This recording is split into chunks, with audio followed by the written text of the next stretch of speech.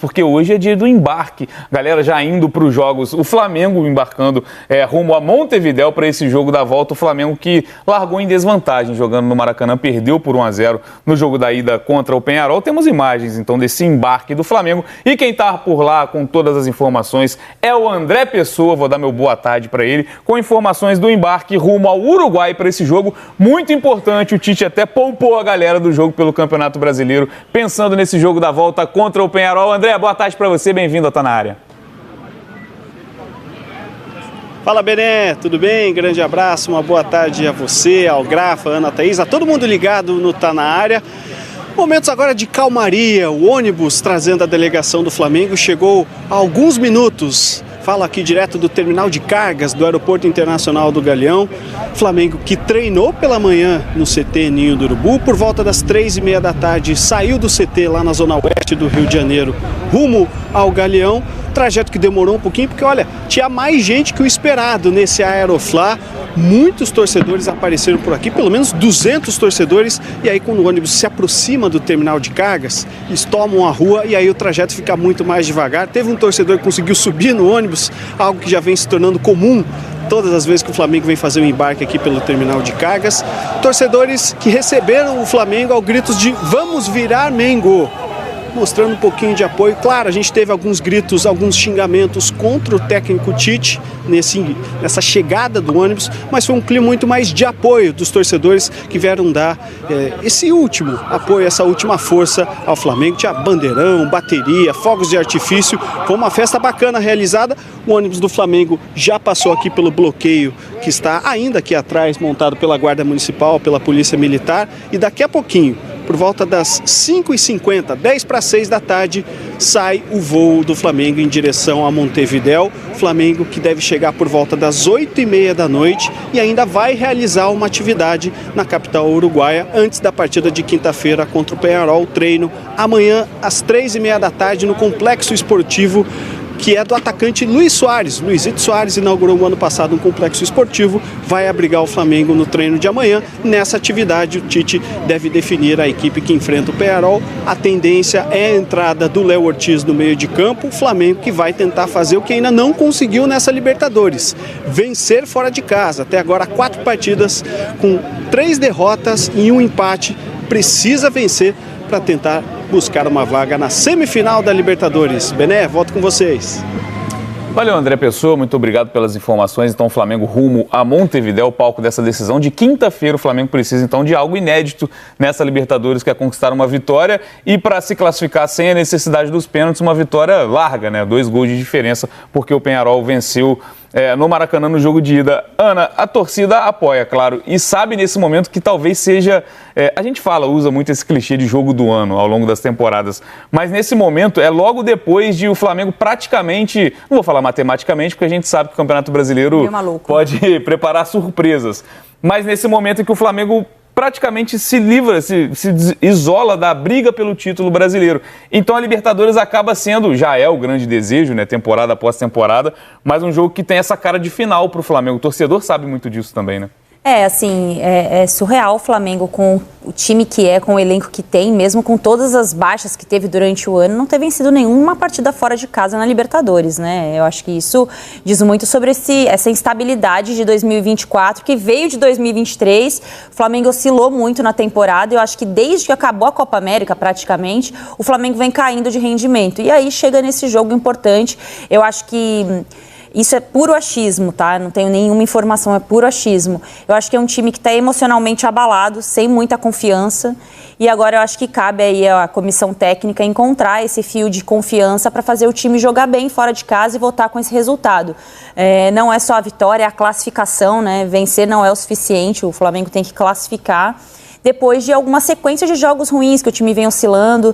A gente não sabe muito qual é o time que o Tite tem em mente, porque tem sempre muitos desfalques, né? Tem sofrido muito com os desfalques do Flamengo, mas esse é um jogo para classificar muito mais do que vencer, né? E aí trazer um pouco de tranquilidade para a reta final da temporada do Flamengo. E a gente imaginava, né, Grafite, ao longo dessa temporada, que o período mais complicado para o Flamengo, a gente desenhava como se fosse o período da Copa América. E foi o contrário. Que foi o contrário, exatamente o contrário. Depois da Copa América, claro, tem que contextualizar com a enorme quantidade de desfalques. Talvez um ataque titular ideal do Flamengo hoje está todo no departamento médico. Se você pegar Everton Cebolinha, que vinha bem, está fora. Pedro, Luiz Araújo, o próprio Michael, que chega para ser um substituto do Cebolinha, acaba fora também. Mas mesmo assim, é um elenco que ele demanda essa cobrança maior, de apresentar um melhor futebol, e aí acaba respingando no trabalho do Tite nesse momento. Só recordando que a Copa América é um recorte do Campeonato Brasileiro, né? Na Copa América nós não tínhamos ainda a Libertadores e a Copa do Brasil para o Flamengo. E o Flamengo conseguiu ir bem durante a Copa América, onde todos... o Flamengo vai perder muitos jogadores, aquela coisa, e conseguiu ter uma dinâmica, conseguiu ter bons resultados, o que acabou trazendo uma esperança maior para o torcedor, mas como a Ana falou, né, o comportamento do Flamengo jogando fora de casa em 2024 é muito abaixo do que a gente espera do elenco do que o Flamengo tem. Mas é agora que você vê quem tem elenco e quem não tem. Não é só o Flamengo que está passando por isso, o Atlético está passando, o Palmeiras passou, que foi eliminado, o próprio Corinthians está passando isso, o São Paulo, todos os clubes. Mas acho que eu concordo com a Ana, assim, acho que o Flamengo hoje atuando, acho que está sob muita pressão por parte do torcedor, por parte da imprensa, por conta do elenco, e acaba respingando dentro do campo, né? Os jogadores não conseguindo desempenhar em alto nível, a gente vendo um Pulgar a semana passada que sempre apresentou um bom nível, fazer um jogo muito abaixo do que está esperado. O próprio Flamengo fez um jogo muito ruim a semana passada.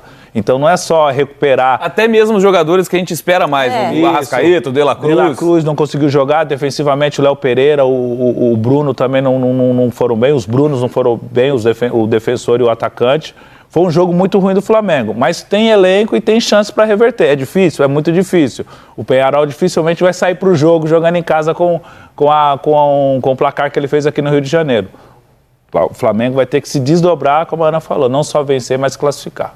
Vamos dar uma olhada, então, numa comparação que a gente tem sobre a escalação do Flamengo. O Tite, volta a dizer, ele descansou 12 jogadores imaginando esse jogo contra o Peñarol, e o Gabigol também acabou fora dessa viagem para Porto Alegre para enfrentar o Grêmio na última rodada do Campeonato Brasileiro. A gente tem aqui um comparativo da provável escalação do Tite, até imaginando como foi o jogo da ida, e qual é a escalação desejada pela torcida. E aqui eu explico. O GE. Globo abriu uma enquete chamada Você Escala, lá no GE. Globo, na página do Flamengo, 24 horas no ar para o torcedor, com as opções possíveis do Tite, montar o time que o torcedor acha ideal para esse jogo. Então a gente analisa algumas diferenças. Nesse time provável do Tite, a gente tem a dúvida em relação ao Pulgar e ao Léo Ortiz. Então esses 12 jogadores que estão aparecendo, que são os 12 poupados pelo Tite, contra o Grêmio, existe essa dúvida, lembrando que o Pulgar foi o titular no jogo da ida no Maracanã e o Léo Ortiz acabou sendo o último reserva a entrar naquele jogo, então a gente tem aqui esse desenho do time. E a mudança em relação ao que a torcida deseja na enquete do GE. Globo, a primeira está na lateral direita, que seria a entrada do Wesley no lugar do Varela, e aí o Léo Ortiz, né, também ganha essa enquete do Pulgar nessa disputa, e no ataque o Plata acaba sendo preterido para a entrada do Gabigol. Essa entrada do Gabigol, a gente sabe que o torcedor tem ali um carinho pelo Gabigol, mas a gente sabe que na cabeça do Tite não faz muito sentido nesse momento. Acho que o Gabigol titular não é algo que a gente possa imaginar, mas olhando as pequenas mudanças em relação ao time que a torcida deseja, o que o Tite pode levar a campo, o que tem de mudança relevante na forma de jogar do Flamengo para você, Ana? Ô, Bené, eu gosto das duas escalações, tá? Eu gosto muito realmente das duas escalações. Porque ela é retranqueira, viu? Eu sou super retranqueira, eu sou um filhote de Vai ter que buscar o resultado. Simeone. Agora, eu jamais iria para um mata-mata precisando classificar com a dificuldade que o Flamengo tem enfrentado recentemente com o Gabriel no banco. Mas ele não está bem fisicamente, tecnicamente, sei lá, o Tite dá trilhões de justificativas, mas ainda assim é o Gabriel, é o jogador que decidiu Libertadores para o Flamengo e, assim, claro que o jogador não joga como o passado, mas também joga como o passado. Então, eu acho que nesse momento em que a pressão está enorme, o Tite também tem que dividir as responsabilidades. Ele sempre foi muito bom em desarmar tensões nos clubes por onde ele passou, e ele não está conseguindo fazer isso no Flamengo. Se você pegar aí o time que ele teve à disposição desse ano em específico, né, quando o time foi bem na Copa América e quando o time foi mal, agora nesse recorte mais recente, tem jogadores que ele nem trouxe nessa trajetória para cá. Então, eu acho que o Gabriel não pode ser descartado assim, do nada. Eu sei que tem as questões internas, a gente sabe só 10% dentro da realidade do que vive o Gabriel, mas eu jamais iria para um mata-mata com o Gabriel no banco improvisando ali o Bruno Henrique. Tem uma outra questão que passa muito pelo De La Cruz, Léo Ortiz e Pulgar, né? Quem é que tá bem, que merece essa vaga? O Léo Ortiz talvez seja um dos melhores jogadores do Flamengo nesse recorte recente. Também não começaria um mata-mata com ele no banco. E aí você, assim, bem clichê mesmo, só para dividir a responsabilidade. Porque tecnicamente ele vai dar conta, os jogadores que são aí são talentosos, eles vão dar conta, mas divide a responsabilidade. O Léo Ortiz é um dos melhores jogadores do momento, ele tem condições de contribuir para o time buscar o resultado fora de casa, eu também começaria com ele. E eu não sei se o De La Cruz está com essa bola toda nesse atual momento para, né, bancar de vez como um titular no lugar do Léo Ortiz. Se ele quiser jogar sem o Pulgar, beleza, é uma escolha. Acho que o time fica até um pouquinho mais ousado sem o Pulgar ali na cabeça de área. Mas eu não abriria a mão nem do Léo Ortiz, nem do Gabigol, só que aí é uma opinião muito particular, né? Nem estou interpretando a cabeça do time. Mas você vê a possibilidade, então, de Léo Ortiz e Pulgar. Talvez com a Arrascaeta à frente. Sem o De La Cruz, né? Sem o De La Cruz. Mas aí é aquilo, né? Acelerar a recuperação dele depois da Copa América para ele voltar e jogar. Então você tem esse peso também de ter que escalar o jogador pelo que fez, né, o Flamengo para recuperá-lo, e ele está em campo nesse mata-mata importante. E para você, Grafa, essa mudança no ataque, né? Lembrando que na escalação do Tite, o Bruno Henrique é deslocado para fazer essa função ali do homem mais avançado, com o Plata pela ponta esquerda, lembrando que Cebolinha e Michael poderiam ser essas opções pelo lado esquerdo, e na outra é o Bruno Henrique com o Gabigol ali, num jeito que a gente está mais acostumado a ver, né? O Bruno Henrique aberto e o Gabigol como 9. É difícil, assim, você tirar o De La Cruz por conta das últimas atuações dele, talvez pela condição física, Sim. né? Sim. Porque ele já foi muito produtivo durante a temporada. Eu não sei as condições físicas do Gabriel. Eu acho que o Gabriel começar jogando ou não vai muito pela condição física dele. A gente sabe que tem os problemas externos lá, os problemas internos entre ele, o Tite, a diretoria. Mas eu concordo com a Ana, tem que dividir as obrigações, dividir as responsabilidades, treinador, jogadores, que todo mundo tem a sua parcela de culpa e a sua parcela de sucesso quando tudo dá certo. Talvez ali, numa eventual saída do De La Cruz, eu continuaria com o Léo Ortiz e o Léo Ortiz mais centralizado, traria o Gerson um pouco para trás e traria com o Plata pelo lado direito também. O Plata, o Gabigol e o Bruno Henrique também. Não sei, são possibilidades que pode ser feito, mas eu concordo com a torcida também. A escalação da torcida tá legal, tá boa. Tá boa. Nessas horas a torcida, né, E o Flamengo precisa de gols, precisa jogar para frente, precisa sair pro jogo, lógico, precisa tomar cuidado para não tomar gol. Se tomar gol, a busca pela classificação fica mais difícil ainda. Mas o fato de ter o Léo Ortiz no jogo não quer dizer que vai ser defensivamente. O Léo Ortiz sai muito bem pro jogo, assim como o Pulgar sai também, mas não vive um grande momento. Mas eu tô falando com o torcedor também. Esse Flamengo aqui da torcida, acho que para mim seria o ideal. Não sei o que passa na cabeça do Tite a respeito da condição física do Gabriel. E até agora, mesmo... só uma coisa, Belê, desculpa. Se o Tite entra com essa escalação, ele rasga o diploma Tite dele, né? Porque assim, eu nunca vi o Tite jogar tão faceirinho desse jeito. Abrindo mão de volantes. Ele gosta de sustentar a linha de defesa com uma cabeça de área, né? Com um jogador na cabeça de área. E mesmo que esse jogador saia um pouco mais, mas ele gosta desse tripé, volante e 2 zagueiros. Eu ficaria surpresa se o Tite escalasse o time dessa forma, mesmo o Léo Ortiz fazendo essa função. Mas eu gostei da escalação da torcida. E acho que assim, tem a questão física do Gabigol, mas eu não sei. Acho que até se o Gabigol tiver 100% fisicamente, não indica a sequência dele com o Tite que talvez essa seja uma chance, vocês não enxergam assim. Porque se a gente pegar os números, a gente tem até as matérias lá no GE. Globo, o Gabigol foi titular na era Tite 3 vezes esse ano com o Tite. É o 19º jogador mais utilizado. Muito pouco, né? Claro que em alguns momentos por questão.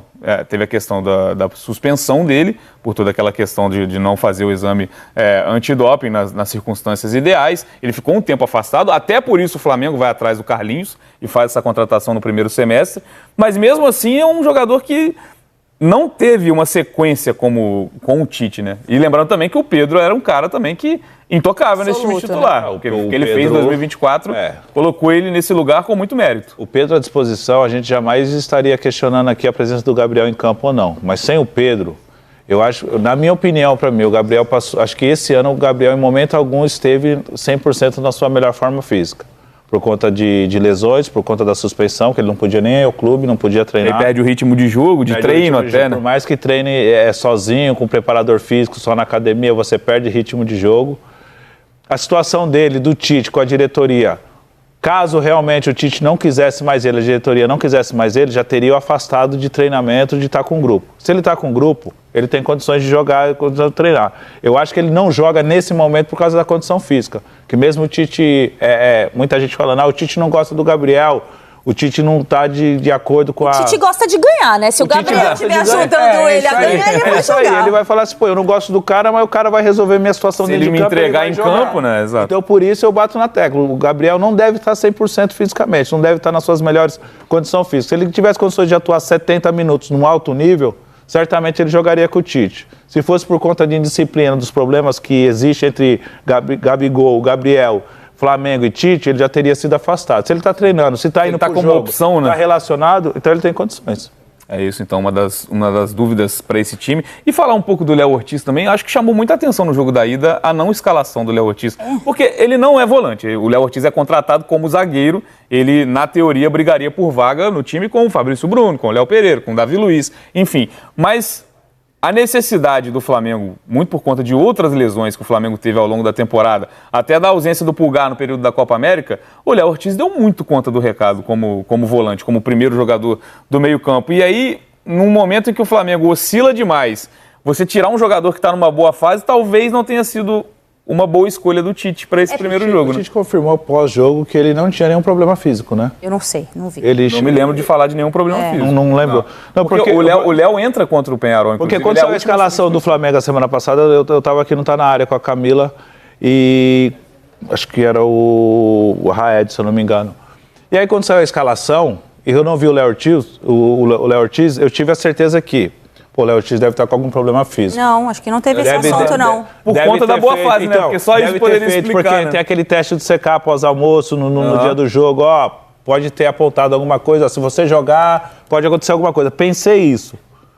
Aí ele não jogou, o Pulgar não fez uma boa atuação, cobraram muito o Tite. Depois eu vi qualquer coisa que perguntaram para ele do Léo Ortiz, ele falou que não tinha nenhum problema físico, foi opção tática dele mesmo. E quando eu achei muito estranho.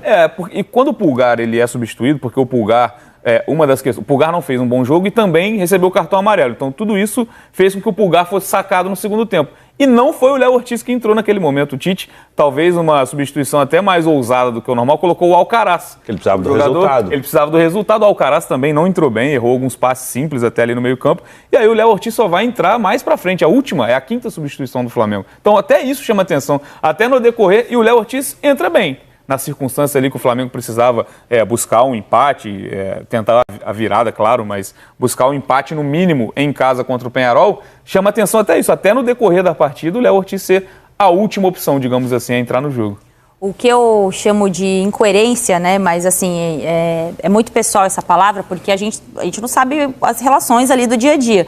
Mas isso faz parte do trabalho do Tite, né? Eu acho que se a gente pegar o recorte do Flamengo 2024, tem vários pontos de situações de escalação. Você falou, mas esse cara estava bem, agora ele não tá mais. O Lohan fez uma boa...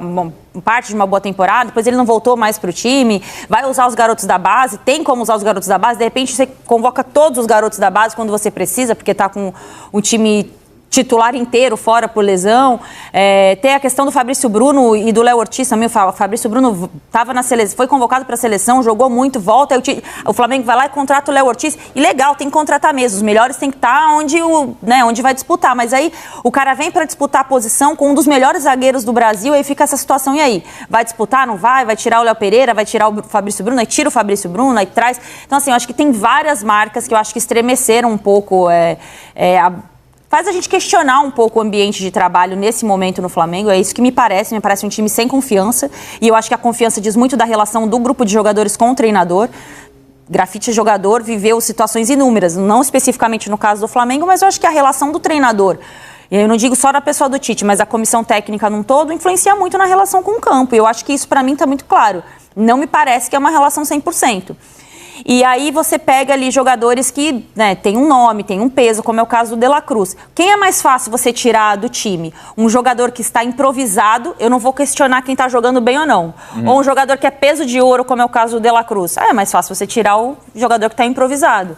E isso diz muito também sobre como o Tite pensa esse time do Flamengo, né? Então, assim, chamou a atenção, ninguém entendeu, acho que as perguntas seguem, né, aí para serem respondidas, mas o Tite tem a possibilidade de fazer essa correção de rota para essa classificação agora, né? E a outra mudança que a torcida gostaria, pelo menos a torcida que participou da nossa enquete, é na lateral direita. Essa me pegou um pouco, porque eu não acompanhei eu não acompanhei eu tenho a sensação que o Wesley voltou a ser querido pela torcida. Eu tenho a sensação que o melhor para a torcida, nesse caso, é sempre quem está no banco. Porque é uma disputa e são características diferentes. Talvez o pensamento seja esse. Ofensivamente, o Wesley entrega mais, né? Pensando no jogo de ida, o Varela talvez não tenha tido uma participação ofensiva tão boa quanto o Wesley pode ter. O Varela dá um equilíbrio na equipe, porque o lado esquerdo do Flamengo é muito ativo, principalmente quando joga o Ayrton Lucas, né? Que ele vai bastante, Sim. Ele vai com frequência e o Varela segura mais. Com o Wesley, não. O Wesley tem uma desenvoltura maior, ele sai mais pro jogo.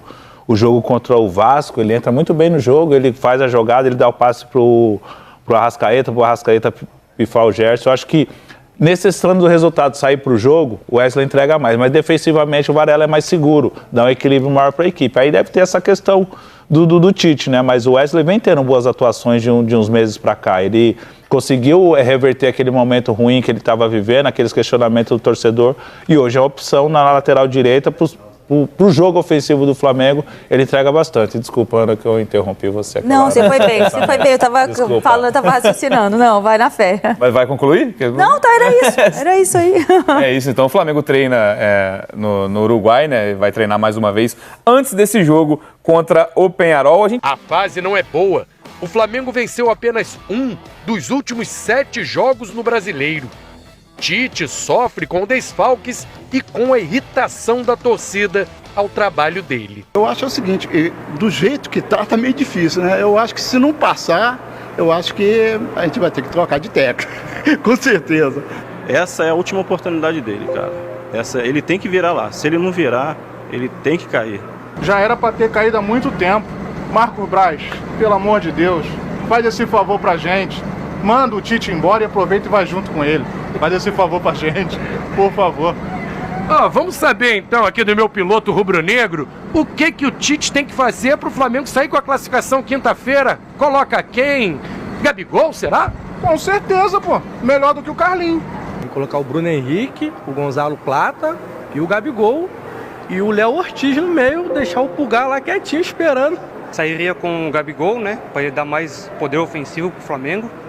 E abusar das pontas, né? Nós temos o Bruno Henrique e o Plata. São 2 pontas agudos. E pode servir o Gabigol de qualquer jeito, né? A Arrascaeta distribuindo o jogo, com o Gerson na volância junto com o Léo Ortiz, né? O Léo Ortiz é um baita de um jogador. Eu sairia com o Ayrton Lucas, porque ele também é mais agudo, né? Afinal, quem poderá salvar o Flamengo na Libertadores? Uma vez Flamengo.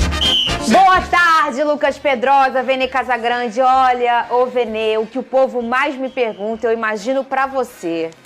A pergunta é, será que dessa vez o Gabigol será utilizado? Eu vejo nesses rubro-negros mais românticos, eles estão romantizando um cenário de tudo está acabado, meu Deus, ninguém acredita, e então este homem volta e marca o gol da classificação. Será que isso vai acontecer, Vene Casagrande? Pelo menos a primeira parte em que ele vai ter oportunidade de começar jogando ou entrar no jogo? Fernandinho, antes de mais nada, boa tarde. Eu espero que venha a classificação. Não importa quem faça o gol. Perfeito. Óbvio que se o Gabigol fizer o gol da classificação, esse roteiro será maravilhoso para aqueles que são fãs do Gabigol, tal como eu sou fã, tá? Ele é ídolo do Flamengo, independentemente do que ele fez aí nessa temporada fora das 4 linhas e também dentro das 4 linhas, porque ele não tá indo bem. Mas te respondendo de maneira sucinta, nada me faz crer que o Tite vai mudar de ideia de uma hora para outra, vai acordar e no estalar dos dedos, agora eu vou usar mais o Gabigol. Muito pelo contrário, na última entrevista coletiva, quando ele foi questionado sobre a não utilização de Gabigol, ele justificou falando que a parte física do atleta não é ideal, que ele está passando por problemas físicos, problemas musculares. Tudo bem, foi uma resposta ali para o jornalista naquele momento, até mesmo para a torcida do Flamengo, que cobra mais a utilização do Gabigol, mas não me convenceu. Em alguns momentos, quando o Gabigol estava 100%, à disposição no banco de reservas, ele não foi utilizado e ele viu o Carlinhos entrar no lugar dele. Então eu não acredito no Gabigol sendo mais utilizado pelo Tite por conta desse momento. Pode ser no Campeonato Brasileiro, que a gente vai falar sobre isso, eu sei, sobre a possível suspensão do Carlinhos, que querendo ou não é menos jogador no setor ofensivo. Mas hoje, o Tite já deixou muito claro que o Carlinhos está na frente dele e quando ele foi questionado sobre isso na outra entrevista coletiva, ele citou a palavra treinamento, dando a entender que o Carlinhos estava treinando melhor que o Gabigol. Agora, se você me questionar, igual você já me questionou outro dia, mesmo assim você colocaria o Carlinhos? Não. Eu acho que o Gabigol, mesmo numa má fase, é melhor que o Carlinhos. Para o setor defensivo adversário, quem passa mais respeito? O Gabigol, mesmo numa má fase, ou o Carlinhos, que não está vivendo uma boa fase? Até porque eu nem sei qual é a boa fase dele, vou ser bem sincero. Repito, não é jogador para estar no elenco do Flamengo, pelo menos na minha visão. Mas eu colocaria sim o Gabigol na frente do Carlinhos, utilizaria mais o Gabigol. Botaria o Bruno Henrique como falso 9, para mim seria a minha primeira opção, e o Gabigol à disposição para entrar na frente do Carlinhos. Você também utilizaria, ô Pedrosa, o Gabigol para esse jogo já contra o Peñarol? Não como titular, mas sem dúvida alguma seria minha primeira opção na hora de substituir no campo de ataque. Gente, eu não tenho nada com isso, que o meu problema é amanhã. Sim. Mas eu, se fosse torcedora, é ruim que eu não ia sonhar que botar o Gabigol titular nesse jogo, gente. Mas aí... Não, titular ele não vai ser. Você perde... Não, eu sei que não. Eu perguntei se ele colocaria. Não. Independentemente do que é a informação, é a opinião. O futebol, Fernanda não. O torcedor, se eu fosse torcedora, eu ia escolher o Gabigol titular. Mas aí... Gente, você tem que ir lá pegar uma classificação num time hiper tradicional que é o Peñarol. E você também tem a sua tradição. Se a gente olha hoje o elenco do Flamengo, um time que não tem nos últimos jogos desempenhado bem, Pedrosa, aí vai também um pouco de fé também, ô Pedrosa. Você não acha, não? Eu não acredito nisso, não. Eu acho que a mística, ela tem até um certo momento.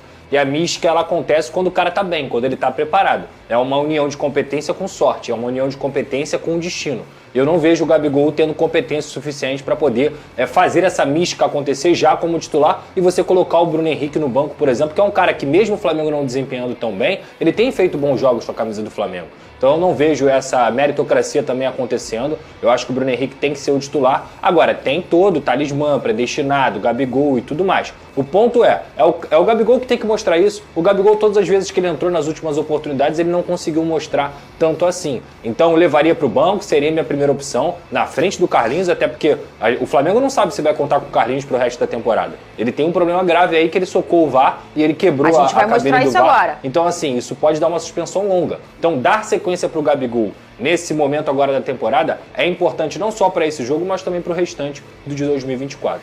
Vai, dá opinião, marca a gente lá no @SBT Rio Oficial. Meu sonho chegou, só o Instagram existe. Que eu não gostava do negócio de X. Eu tô com saudade do X. Eu sei, vocês vivem disso, isso. Faz falta. Mas aí, marca lá, você aí que é Mengão, torce pro Flamengo, me conta, você colocaria este homem já como titular contra o Peñarol? Confiaria na história que ele já trilhou aí com o Flamengo ou não? Ih, Fernanda pirou, eu não colocaria mesmo não. Eu acho que ele não tá numa boa fase. Marca a gente lá no Instagram. E olha, o Pedrosa falou, o árbitro da partida entre Grêmio e Flamengo citou na súmula do jogo que o Carlinhos deu um soco na cabine do VAR e o atacante pode pegar uma punição no Campeonato Brasileiro. Aliás, não só na súmula, né? A gente entende que a gente viu essa imagem, a imagem tá aqui, né? Não dá pra brigar com a imagem. A imagem tá aqui e, de fato, ele deu um soco no VAR. Depois do Gatito ter dado um bico no VAR. Lembra disso? Lembro. Agora, o Carlinhos deu apagar uma mentira. Aliás, o árbitro foi muito equilibrado no sábado. Ele irritou todo mundo. Ele me irritou, ele irritou o Cris, ele picotou o jogo todinho, ou seja, foi imparcial, ô Pedrosa. Ele não deu um pênalti pro Fluminense quando o Matheus dá uma cotovelada no Cano, ele não expulsa o Marcelo quando ele pisa na barriga do Matheus, ou seja, ele me irritou, ele te irritou, torcedor tricolor, ele irritou todo mundo, mas foi bem, porque ele foi imparcial, equilibrou aí a partida, irritou todo mundo, picotou o jogo todo. Também não achei boa arbitragem e aqui também achei que esse não era pra vermelho. E você, Pedrosa? Eu acho que tem exagero, mas ao mesmo tempo tem elemento. Eu tava até lendo a Nadine falando sobre esse lance e na regra você diz, né? Não tem disputa de bola, é um lance completamente isolado e mal ou bem ele deixa o braço, ele é imprudente, enfim. Eu acho que tem elemento pra expulsar.